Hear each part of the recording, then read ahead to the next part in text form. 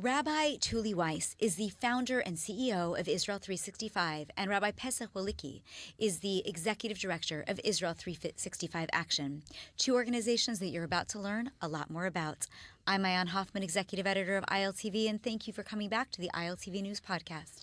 And welcome to both of you. Thanks, Maayan, for having us. Yeah, great to see you. Thank you. Great to be with you.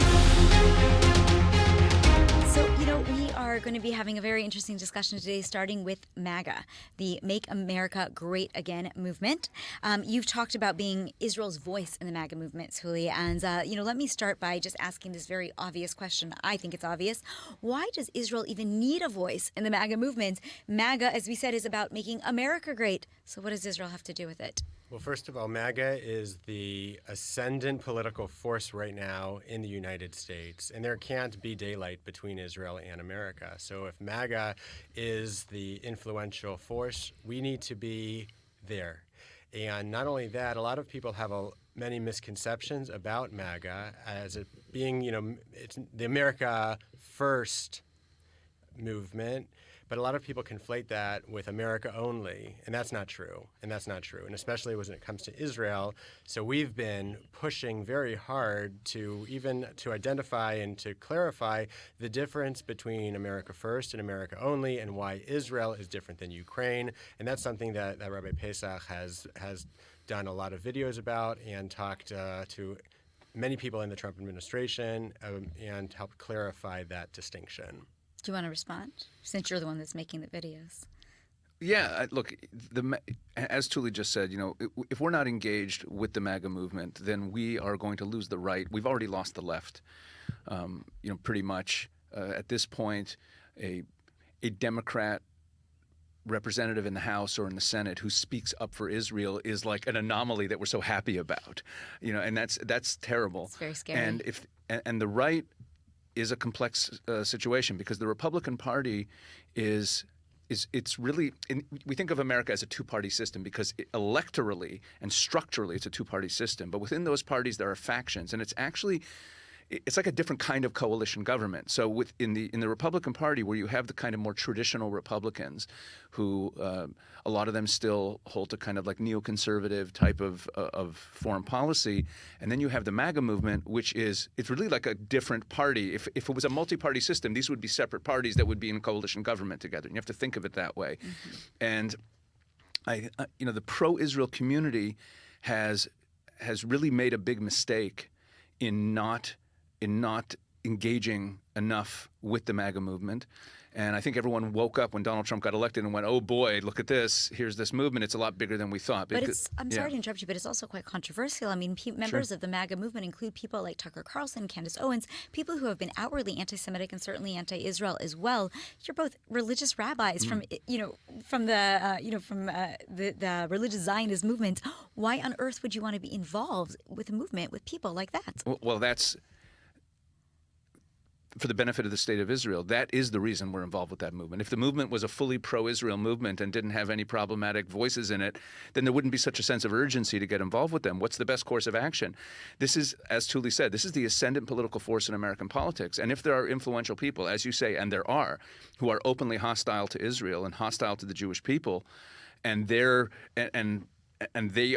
with those prominent voices in there needs to be a counterweight. There need to be positive Israel voices in there. When I went to, the largest event that takes place in the MAGA movement every year is not CPAC. CPAC's a big event, but far larger than CPAC and in many ways more influential is America Fest. It's put on by Charlie Kirk's organization. This past year, there were 20,000 people in attendance. That's a huge convention. It's massive. It takes over the whole downtown Phoenix. 20,000 people, heavily weighted towards the young people. And I've now been there 2 years in a row, and I'm almost the only kippah there, as opposed to, let's say, CPAC or the Republican National Convention that I went to in Milwaukee this past year, where you see a lot of Jews around, because Jews, even those Jews who are conservative politically in America, tend to be more in the camp of the traditional Republicans, and they kind of stay away from the MAGA. They've stayed away from the MAGA movement, and I believe that is to our own peril. And my own experience is a great example. When I started attending these things, and I started making connections there, most notably, one of the people we're going to talk about is Steve Bannon, who's really probably the most influential public intellectual and thinker and podcaster and political strategist in the MAGA movement. He's really, if anyone could be called the leader of the MAGA movement beyond Donald Trump, and in some ways he's more of a leader of the MAGA faction than Donald Trump, it's Steve Bannon. And I worked very hard to get to know him, and I've become a regular guest on his show. And it's become very clear that relationship has allowed our voice to be heard in very influential circles in the MAGA movement. And as much as I'm thrilled that I've accomplished that and that we're doing that, I also am wondering, where is everybody? Well, but I have to wonder again. Steve Bannon himself, you brought up his name's controversial figure as well. Now, we're not going to get into the anti-Semitic salute and whatever he did or he didn't do. That's Elon Musk did or didn't have a Nazi salute. I don't really buy into all of this propaganda around it. But the truth is that Bannon has made some pretty choice comments. Among them, this comments about the Jews that do not support Israel being the number one enemy of Israel, or the liberal Jews being the number one enemy of the Jewish state. Tuly, Right. Response to this, It's you hosted hard. him in Texas. Yeah, it's hard to hear that, but it's true.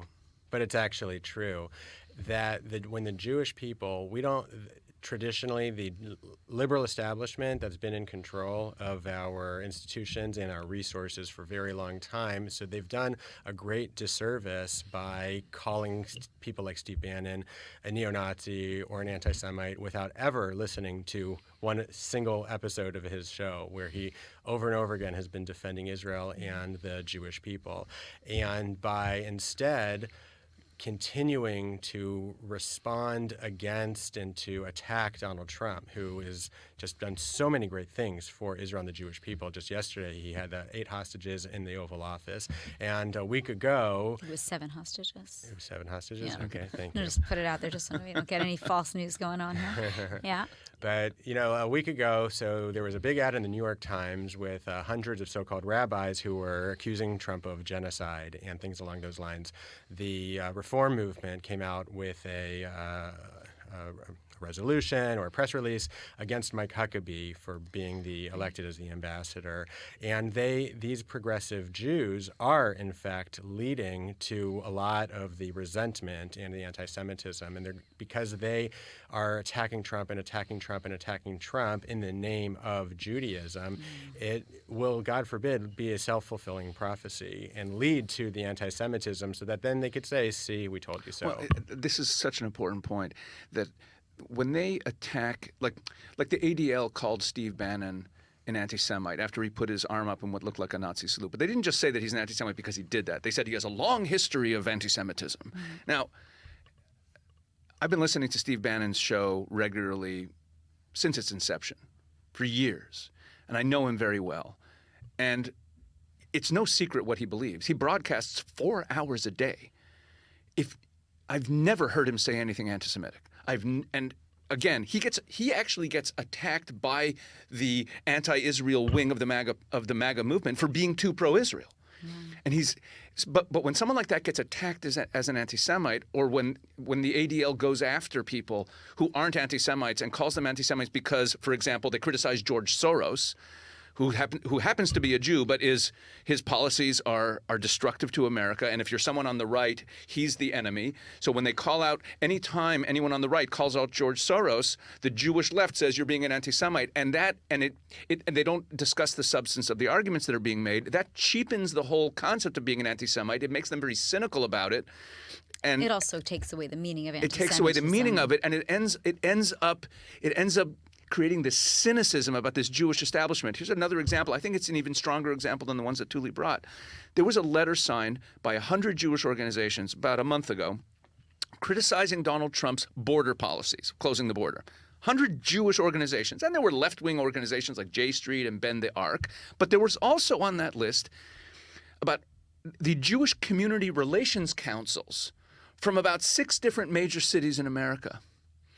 And the Reform and Conservative rabbinical bodies, whatever the names of those organizations were on there. These are mainstream. Why is the Jewish Community Relations Council of St. Louis signing a document that is criticizing President Trump's border policies? The Hebrew Immigrant Aid Society was signed on there. Well, the Hebrew Immigrant Aid Society probably is the only one that makes sense because they deal specifically with They immigrants. deal with immigrants, but Right. but here's the problem: they were founded for a purpose, and their purpose was to help Jewish immigrants who were fleeing pogroms and anti-Semitism in Europe. And now they still exist as the Hebrew Immigrant Aid Society, but they're not a Jewish organization. They haven't been in decades. This is a whole other conversation, because I think what this comes down to is a Jewish organization wanting to stay alive, and be able to operate when there are no longer, thank God, Jews that need to be brought in. I get it, but Maayan, a letter like this, the Jewish Community Relations Council is supposed to be defending Jewish interests. They shouldn't be signing a letter criticizing Donald Trump's border policies, and whether or not they should or they shouldn't, this is what they believe in. The fact is that things like this make the right in America, they make conservatives in America, and the vast majority of Americans who voted for Donald Trump's border policies and support Donald Trump's border policies, they make them look at the Jewish establishment as something that is hostile to America. And without a counterweight, without Jewish voices who are on their side, who are also politically conservative, who also agree with them on these domestic issues, without Jews like us embedded in their movement, speaking as personalities on their shows, etc., we will lose the MAGA movement in terms of support for Israel. Okay, so I want to jump back about Steve Bannon. He spoke in Texas. It was a week ago, I think, right? Something like that. 3 nights ago. Oh, just a few nights. So yeah, a few days ago. He was in Texas. I don't want to be any fake news out there. No, it was Saturday. It was this past Saturday night. Okay, so it was it'll be Saturday a night, week March from 1st. when the show is coming out. It'll be a week ago. Right. Accurate news. And so. We've known each other a long time, right, Maayan. I know. We can do that. So he spoke in Texas for your organization. It brought a lot of controversy, but I'm actually curious. I mean, I listened to some of the speech, to be honest, but I still would like to hear from you what you felt were the 1 to 3 top highlights of the speech for our viewers and listeners. Well, first of all, he clarified his position about Israel and the Jewish people, and he made it, abundantly clear that he is the greatest friend of Israel and the Jewish people, and he got a standing ovation. He then said some things. He talked a lot about sort of his own talking points about MAGA and about the moment that we're in, and about how we have to fight, we have to go on the offense, and especially the Jewish people need to go on the offense and take a position in the school boards and not just, complain and kvetch about how the whole world is turning against us, but we need to take a more active and aggressive position. But he said some things that were really controversial, I think, but to see the crowd's response, a Jewish crowd, was, to me, really instructive, because here we are in Israel, and we kind of lose sight of what's really going on with the Jews in America, and we think that all Jews are one thing, and that's really different.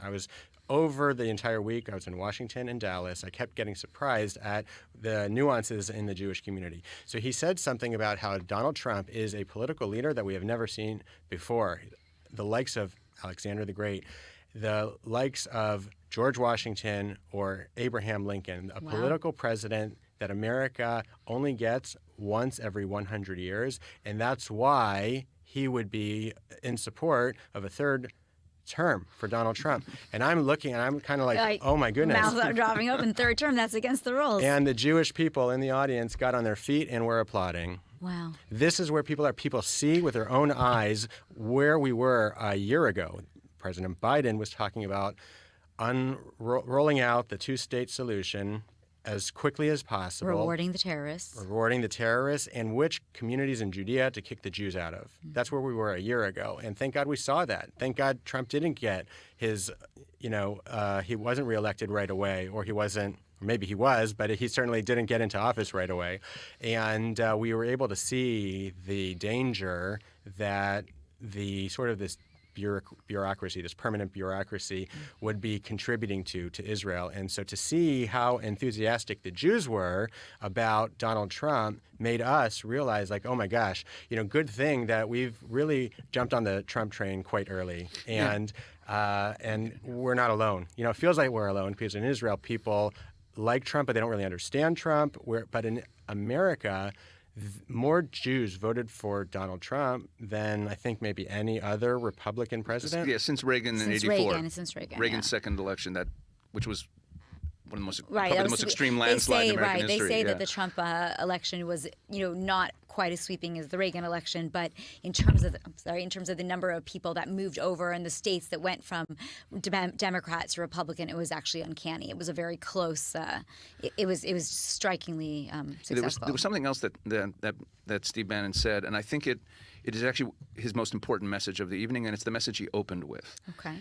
And it speaks to this whole issue of what keeping MAGA pro-Israel looks like. He said, the war against Israel, the attacks against Israel are an attack on Judeo-Christian Western civilization. And that, it sounds like a very simple statement, but it's not, because it really speaks to the whole narrative frame of what Israel is in the MAGA movement and why there are these, like you mentioned, Tucker Carlson and Candace Owens and that whole wing. And it's not just some actual anti-Semites. Like Candace Owens is just spewing Jew hatred, which is different than the anti-Israel sentiment that is prevalent, especially in the younger part of the MAGA movement, is not just crass anti-Semitism for the most part. It is a kind of shallow isolationism that is, and it's not about Israel. Meaning, being anti-Israel is not about Israel. It's about the fact that, like, America has a $36 trillion debt. It is headed for a major monetary crisis. It's heading off a cliff. And they're just opposed to all foreign aid, and they're opposed to American interventionism. And this is also, the MAGA movement is made up of those hardscrabble Americans from those flyover states who have lost their loved ones in Iraq and Afghanistan and what they call the forever wars, and these, which are also money pits that have impoverished the American people.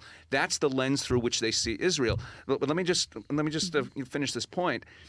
So for Steve Bannon, he wants to reframe how the MAGA movement sees the Israel issue, from it being a geopolitical thing that has to do with military aid and framing it to a more ideological global conflict, that the people in the MAGA movement who want to pull away from Israel should hear him saying, no, no, no, no, no, Israel's war is our war. Israel, and he said it many, many times on his show shortly after October 7th. There was one amazing monologue he did right after Hamas demonstrators were disrupting the Christmas tree lighting at Rockefeller Plaza. Mm-hmm. And Steve jumped on that. And on his show that the next morning, he said, look at this. Like, Jews don't celebrate Christmas. They're attacking a Christmas tree lighting in the name of their hatred of Israel. Jews, then the in the name of Israel. But he said on his show these exact words. He said, and he's talking to his audience, he says, this is not about Israel. This is about you and your family and your civilization.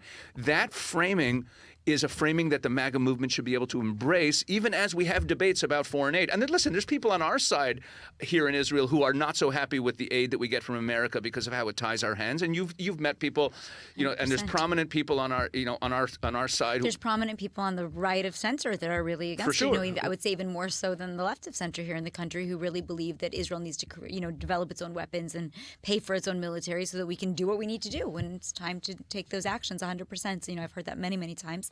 So I want to get back to you because Israel365 Action, just give me in like a sentence the difference between the two. What is this? Israel365 is an organization that started 13 years ago. Our focus has always been the evangelical community. Israel365 Action has started really since the war, when we realized that the Jewish community is asleep at the wheel, and as a result, the evangelicals are not getting involved sufficiently. And so we started Israel365 Action. There's been a lot of controversy around our party. People have accused us of, kind of being a secret Christian group. There's nothing secret about our work in the Christian community. We're very proud to have taken that leadership position.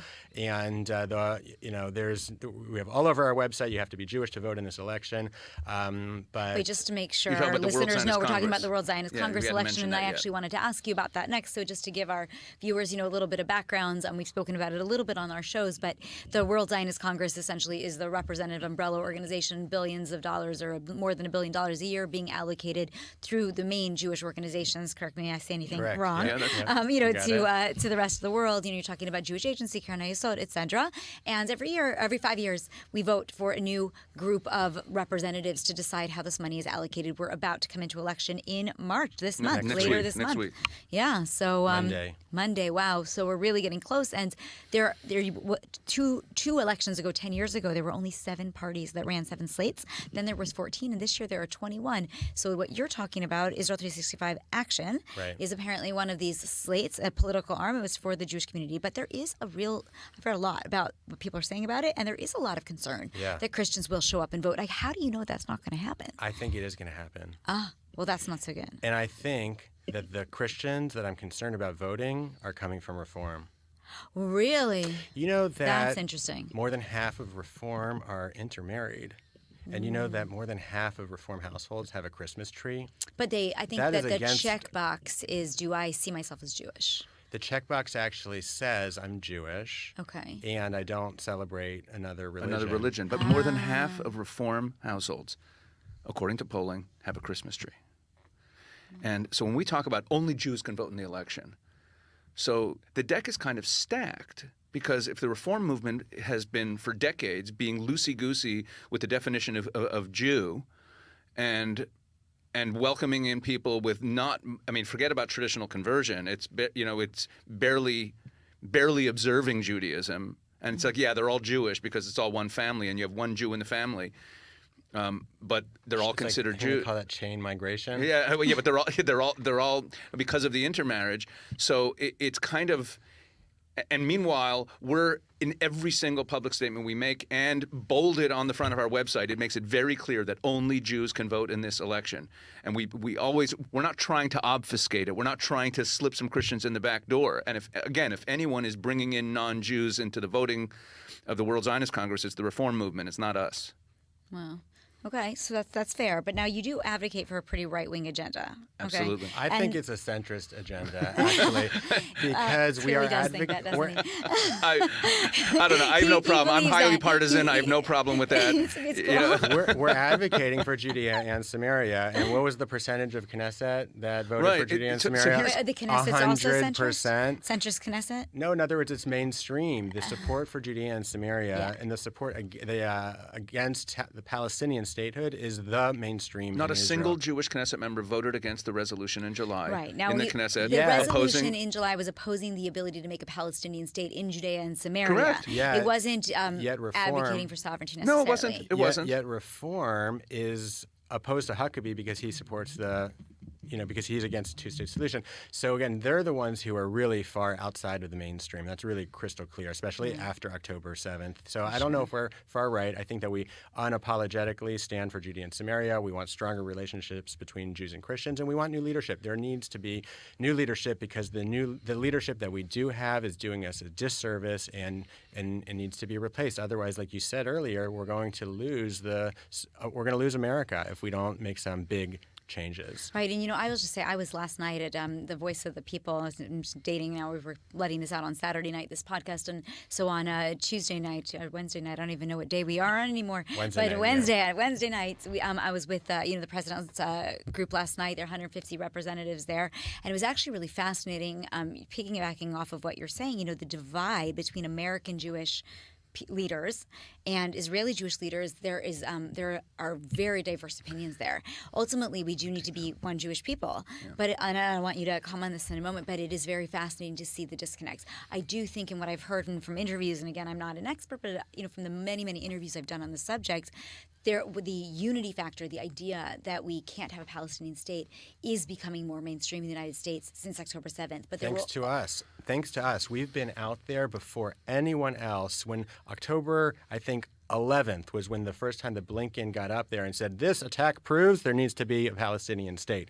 And we were all still in grief and trauma and didn't even know how many people were dead yet. Or kidnapped. And he's saying this proves there needs to be a Palestinian state, but then he kept repeating it and repeating it and repeating it, which is why we started Israel365 Action, because we said that this is a danger. These are not just the Bill Clinton talking points. He actually means it. And so we got that out there in front of the Judea and Samaria issue before anybody else. And now, thank God, I actually almost hope that Israel declares sovereignty and that Trump recognizes it, and then we actually don't even need to be in the World Zionist Congress. There you go. Yeah, this issue about the disconnect between American Jews and what's going on in Israel, I think speaks to the whole question of what it means to be pro-Israel. Because when you have a situation where not a single Jewish Knesset member would oppose a resolution calling for a Palestinian state in Judea and Samaria, And when polling shows there's absolutely no appetite for a two-state solution in Israel now. By the way, on the Palestinian side as well. Oh, for sure. Yeah, but that's for other important to know. reasons. But I want to talk about the Jewish organizations. And in December, the Jewish Federations of North America, you don't get more umbrella and mainstream than the Jewish Federations of North America. And they should be nonpartisan. The Jewish Federations of North America put out a statement, and the American Jewish Committee and the ADL all put out statements in December reiterating their support for a Palestinian state and saying that the Palestinians have rights of indigenous rights of self-determination. These are their words. So I want to pose a question.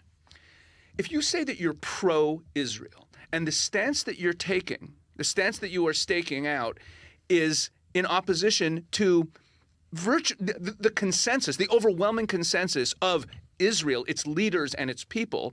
So you're not actually pro-Israel. You're pro some concept of Israel that you want Israel to be that it isn't. They're not pro-Israel. It's fascinating. They're pro something that they want Israel to be, and that's where the need for new Jewish leadership is so acute. You know, we're talking about Judea and Samaria, and one of the things that we've done, and by the way, I mentioned before that we always tell Christians that they can vote in this election. It's not only that. Tuly's talking about how we founded Israel365 Action to really push the Judea-Samaria issue. Simultaneously, we founded Keep God's Land, which is a separate coalition only for the Christians. That's for the Christian leadership to express their opposition to a two-state solution so that we don't end up blending them in together with Israel365 Action to keep the two things separate.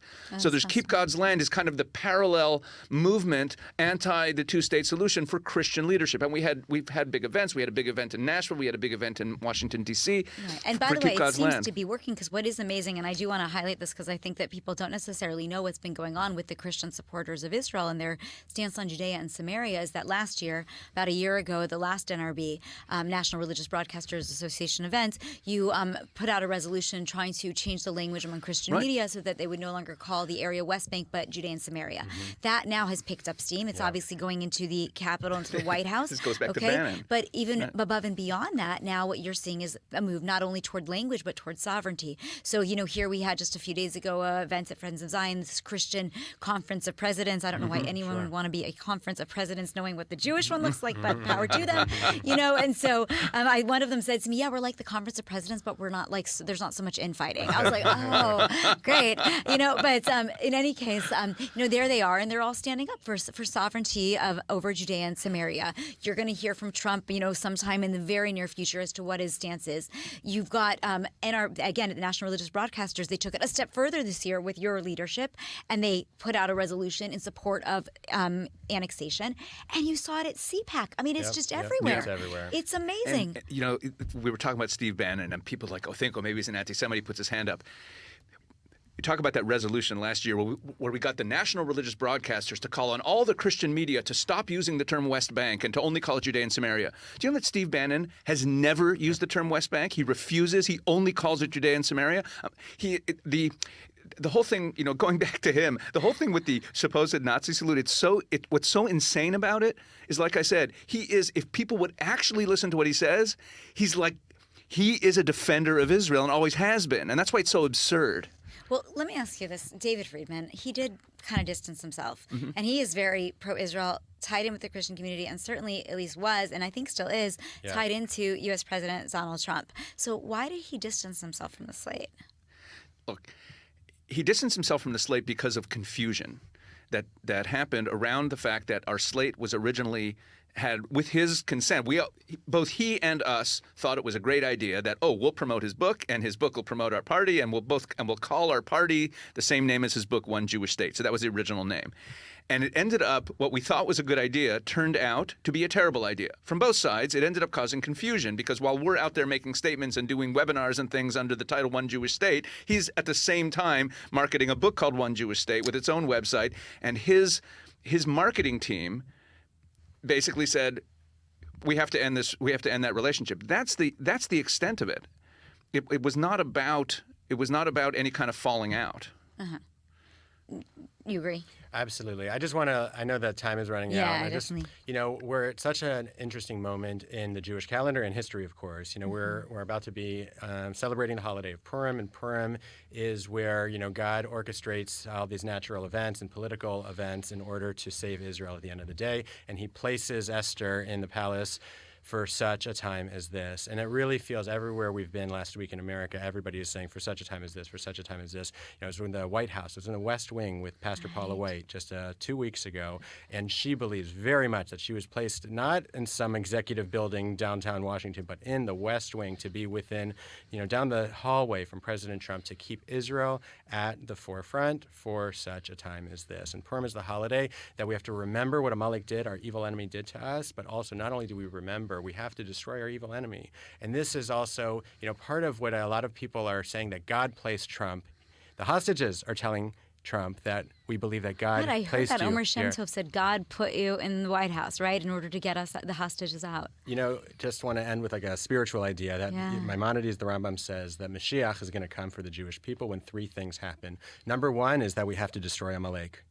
We have to destroy our enemy. Number 2 is that there has to be a religious revival in the Jewish people. And the third thing is that we have to build the third temple. Last night in the White House, or when President Trump had the hostages, the 7 hostages in the White House, and Omer Shem Tov, referenced this religious revival that is happening. And Trump then tweeted out about destroying Amalek, destroying Hamas.